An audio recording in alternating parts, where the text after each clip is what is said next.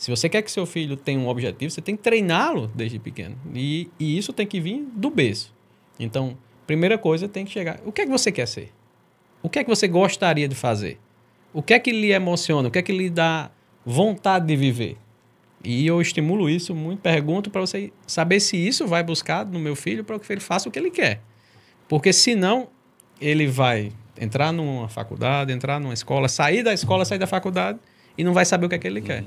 Eu quando fiz, igual, eu entendi quando você entrou na faculdade, você disse, eu vou fazer faculdade, mas eu vou voltar para minha casa, para minha cidade e vou educar a minha cidade. Então você tinha um sonho, um objetivo, né? Você entrou e saiu da faculdade com um objetivo. Exatamente. Aí eu lhe pergunto, né, o que é que nossos filhos vão ter? Então, assim, isso é interessante. Né? E isso é muito interessante. Eu acho que nós precisamos educar os nossos filhos e dizer o que é que você gosta, o que é que lhe dá emoção, o que é que lhe dá adrenalina, o que é que lhe desafia. Né? E aí eu acho que isso é que a gente tem que alimentar dentro da nossa casa. Né? A escola ela só vai, né, dar um trabalho. Né? Até porque... tem uma frase lindíssima do Exupéry, lindíssima, que traduz isso aqui. Se quer construir navios, não mande os trabalhadores à floresta derrubar árvores. Em vez disso, ensine a eles o desejo pelo mar. Essa pergunta que você faz ao filho. O que é que lhe traz desejo? O que é que lhe dá prazer? Né? O que é que desperta em você? O Rubem Alves faz uma defesa... mas uma defesa mesmo incisiva de você olhar para a criança, despertando nela a alegria. A criança tem que estar na escola alegre, feliz. Né? E aí, quando você diz, você aprendeu isso na escola?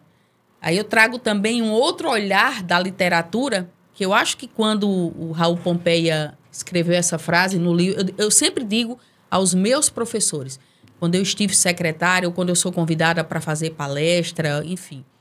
Quando tinha um escritório de consultoria em educação, eu sempre digo aos professores, leiam o livro O Ateneu, de Raul Pompeia, para entender a escola. Né?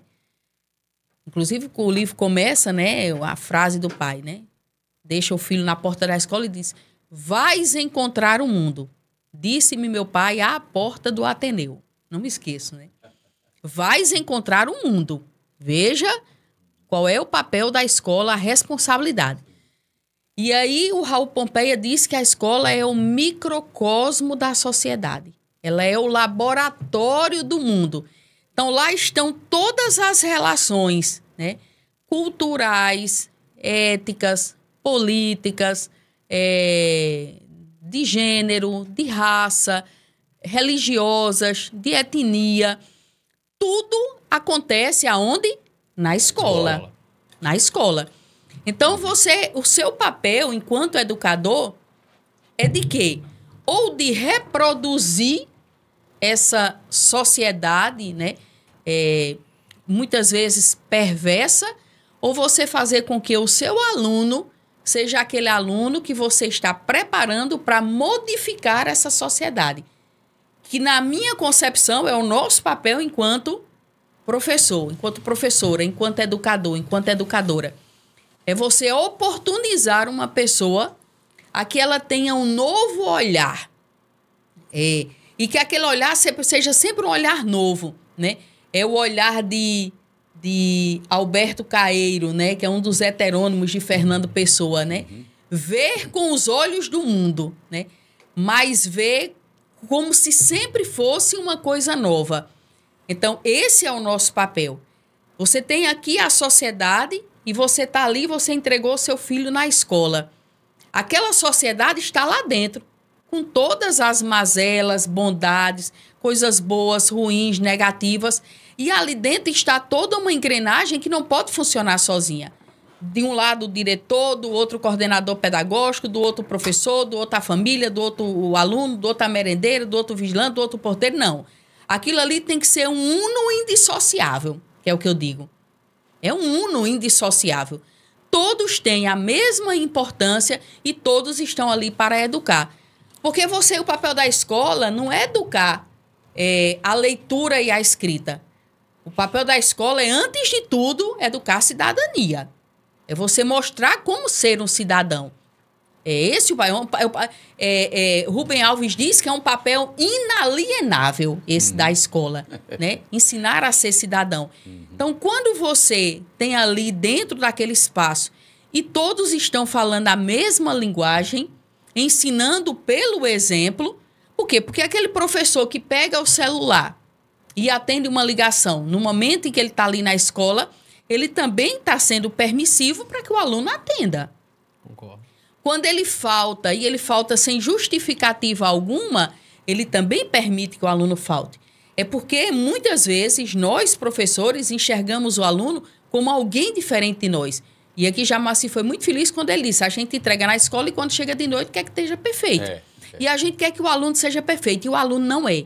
Porque o aluno ele tem alegria, ele tem tristeza, ele tem angústia, ele tem medo, ele tem desesperança, ele tem todos os sentimentos que nós, professores, temos.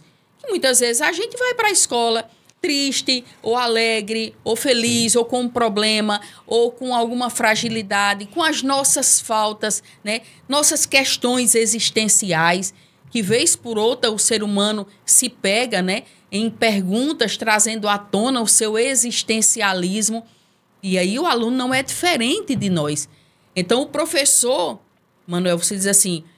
ainda trazendo aquela sua fala, o professor, e é duro que eu vou dizer, muitas vezes o professor que fracassa é aquele professor que não tem esse olhar de que o aluno é igual a ele, que tem as suas mesmas dores e suas mesmas alegrias, e que eles estão ali para viver uma relação dialógica, né? É uma relação que Paulo Freire chamava da pedagogia do olhar, da pedagogia da escuta, que você tem que ter. Então, é essa relação dialógica que permite o sucesso do processo educacional. Porque se não for assim, não vai funcionar. É interessante porque, assim, apesar da tecnologia trazer a informação rápida na mão, né, as frases que você leva à tona, elas são realistas até hoje. Né? Porque no nosso tempo, quando tinha uma prova, o que é que você fazia? Corria para a biblioteca, que só tinha 7 livros, né? Na universidade pública tinha 7 e 8 livros. Então, todo mundo corria. Quem pegava primeiro ia estudar de dupla, com 3, né? Foi assim na época de Abinadab, lá da faculdade, que eu fiz engenharia elétrica na UFCG e ciência da computação na UEPB, na época. E esse momento de disrupção, né, do ensino médio, que você chega lá e você não vê mais a farda, todo mundo igual. Isso. Você vê cada um de havaiana, outro de barba. Né? Então, assim, muda tudo, né? E a maneira de tratar o relacionamento, isso quebra, né? E o que mudou, na verdade, é que a velocidade do conteúdo, da informação, você tem. Mas como usar essa informação, esse é o berço da educação, é que a gente... Né, inclusive, filtrar para informação de qualidade. Porque informação nós temos na mão. Na mão. E perigosa, mas é a informação de qualidade, aquela que efetivamente vai fazer a diferença na minha vida e na vida do outro. Porque uma outra questão também é que a gente não pode olhar como se a gente estivesse vivendo de maneira isolada, né? Nós somos um todo social, né? Era o que Platão dizia, é o todo social, né? Qual é o papel da educação? É tirar o homem do mundo das trevas e levar para o mundo da luz. Que é o mundo do conhecimento, é o mundo do saber, né? Exatamente. Então, quando você promove conhecimento, aí você promove cidadania. Que aí vem a questão da assistente social, né? Você não pode, de jeito nenhum, o processo educacional, ele é imperativo para que a gente tenha uma sociedade diferenciada. E adoeceu muito na época da pandemia, porque nós deixamos de nos comunicar enquanto ser humano e começamos a olhar muito mais para o celular e achar que aquela foto, aquela filmagem, aquele momento era o perfeito e aquela pessoa vive disso, né?